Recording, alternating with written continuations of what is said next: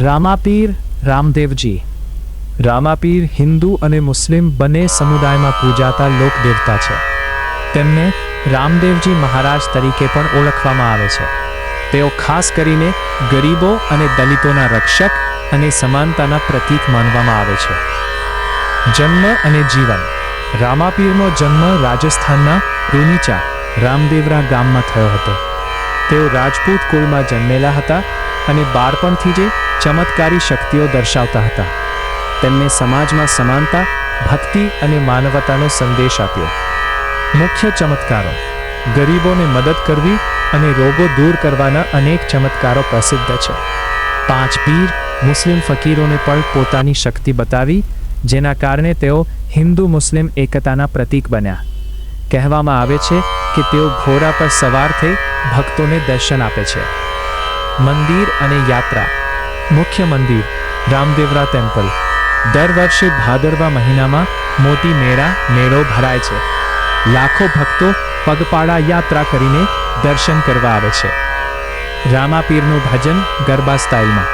રામાપીર રે આવો મારો દ્વારે, ઘોડા પર સવાર રે, કરજો ઉધારે, રે રણુજાના રાજા, દયાના દરિયા, ભક્તોને બચાવો તમે જ મારો ત્રાતા, ઢોલ વાગે નગરો વાગે, ગુંજે તારો નામ, રામદેવ પીર રે, કરજો સૌનું કામ, જ્યોત જલાવી આરતી ઉતારી, રામાપીર રે, કૃપા તમારી ભારી. અંતમ પરંતા એસએમ પૂર્ણ ખાથા. રામાપીર રામદેવજી મહારાજ રાજસ્થાનના લોકદેવતા છે, જેમણે માનવતા, સમાનતા અને ભક્તિના મહાન સંદેશ આપ્યો. તેમની ખાથા ખૂબ જ પવિત્ર અને પ્રેરણાદાયક છે. જન્મ અને જીવન કથા.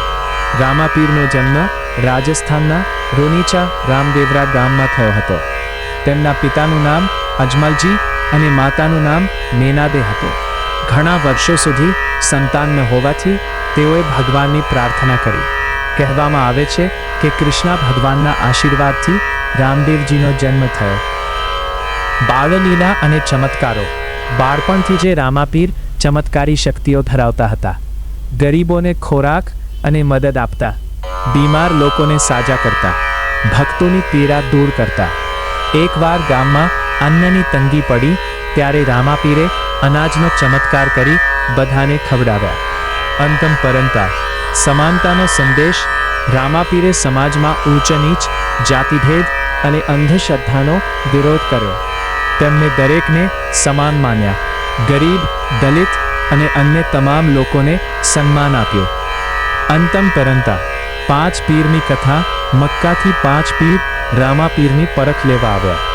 રામાપીરે પોતાની શક્તિથી તેમને ચમત્કાર બતાવ્યા. દૂરથી જે ભોજન પીરસ્યું, તેમને પોતાના દેવત્વનો અનુભવ કરાવ્યો. આથી 5 પીરોએ તેમને રામસા પીર તરીકે સ્વીકાર્યા. આ ઘટના હિન્દુ મુસ્લિમ એકતાનું પ્રતીક બની. અંતમ પરંતા ઘોડા પર દર્શન. કહેવામાં આવે છે કે રામાપીર સફેદ ઘોડા પર સવાર થઈ ભક્તોને દર્શન આપે છે. આજ પણ ઘણા ભક્તો આ અનુભવ કરે છે એવી માન્યતા છે. અંતમ પરંતા મંદિર અને સમાધિ. રામાપીરે જીવંત સમાધિ લીધી હતી. તેમનું મુખ્ય સ્થળ છે રામદેવરા ટેમ્પલ. અહીં દર વર્ષે ભાદરવા મહિનામાં વિશાળ મેળો ભરાય છે, જ્યાં લાખો ભક્તો દર્શન કરવા આવે છે. અંતમ પરંતા ભક્તિ અને ઉપદેશ. રામાપીરના મુખ્ય ઉપદેશ: સચ્ચાઈ અને ભક્તિમાં વિશ્વાસ રાખો, ગરીબોની સેવા કરો, બધા માણસો સમાન છે, ભગવાન એક જ છે. અંતમ પરંતા કથાનો સાર. રામાપીરની કથા આપણને શીખવે છે કે માનવ સેવા એ જ સાચી ભક્તિ છે. ભેદભાવ છોડીને પ્રેમથી જીવવું જોઈએ.